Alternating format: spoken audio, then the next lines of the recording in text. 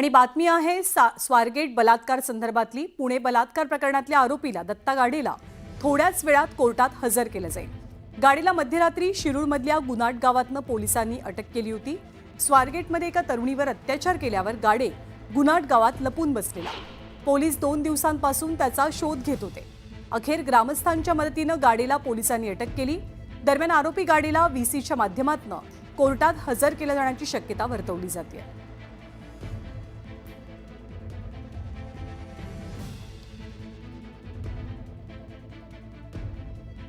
त्यामुळे थोड्याच वेळात आरोपी दत्ता गाडीला पोलिसांकडून कोर्टात हजर केलं जाईल। काल रात्री मोठं सर्च ऑपरेशन पोलिसांकडून राबवलं गेलं। दिवसभर हे सर्च ऑपरेशन सुरू होतं। 100 पोलिसांचं एक पथक सुद्धा तैनात होतं गाडीला अटक करण्यासाठी। चंद्रकांत पुंदे आपल्याला अधिक माहिती देतात।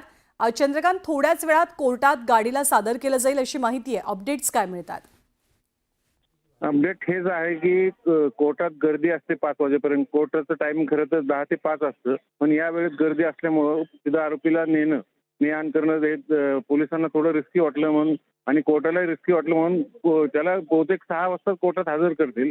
त्यासाठी म्हणून उशिरात उशिरा इथं लष्कर लॉकअप जे आहे इथलं कॅम्प साईटचं, तिथून त्याला हलवलं। आता सगळ्या गाड्या रेडी ठेवलेल्या आहेत। मागे पुढे जाळीच्या गाडीचे प्रचंड फौजपाटा आहे। अगदी दंगल सदृश पथक हे सगळे तैनात आहे आणि काही क्षणात इथून हे सगळं ताफा निघेल आणि लगेच अवघ्या 10 मिनिटात तो कोर्टात हजर होईल। आणि किती दिवसाची पीसी मागतात, साधारण 14 दिवसाचीच मागितली आहे पहिल्या याच्यात। त्यानंतर मग आरोपीला काय या आरोपपत्रात आणखी काय काय मुद्दे पोलीस मांडतात या रिमांड कॉपीमध्ये तेच पाहायचंय। पण एकूण त्याने जे केलेलं कृत्य आहे आणि मोडस ऑपरेंडी आहे हे खूप भयानक आहे, म्हणून जास्तीत जास्त त्याला शिक्षा मिळावी यासाठी पोलिसांचे प्रयत्न, एव्हिडन्स आहे सबस्टन्शियल, ते आणखी गोळा करून त्याला कठोरात कठोर शिक्षा करण्यासाठी सकाळीच पोलीस आयुक्तांनी आश्वासित केलेले पुणेकरांना, म्हणून त्या हिशोबाने सगळी तयारी सुरू आहे। सगळे डॉक्युमेंट्स तयार आहेत आणि काही वेळात इथून त्याला पुणे कोर्टात हजर करतील। कोर्ट नंबर 8 PS यांच्या कोर्टासमोर, या न्यायाधीशांच्या कोर्टासमोर त्याला प्रोड्यूस केलं जाईल। निश्चित धन्यवाद चंद्रकांत या सगळ्या सविस्तर माहितीसाठी।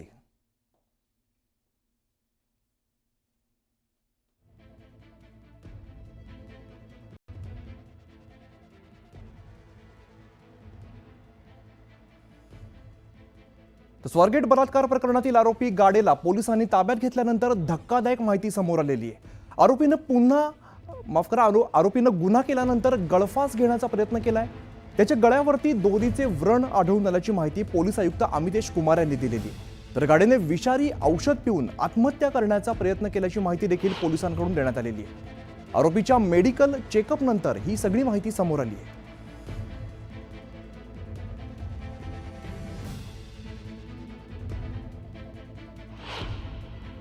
प्राथमिक मेडिकल एक्झामिनेशन जे त्यांची झालेली आहे त्याचे गळ्यावर काही लिगेचर मार्क आहे।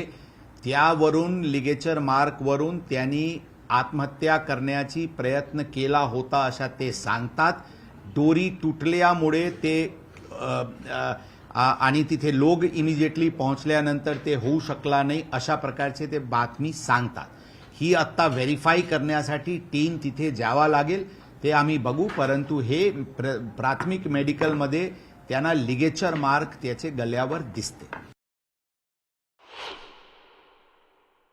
यामध्ये 1 लाखाची बक्षीस जे लास्ट ज्यांचे गावकरी ज्यांचे लास्ट इन्फॉर्मेशन वरून आरोपीला फायनली चेस झाला, ज्यावेळी ते कुठेतरी पाणी पिण्यासाठी आला होता, तिथे कोणाला दिसला आणि तिथून फोन आला आणि नंतर ते पळाला।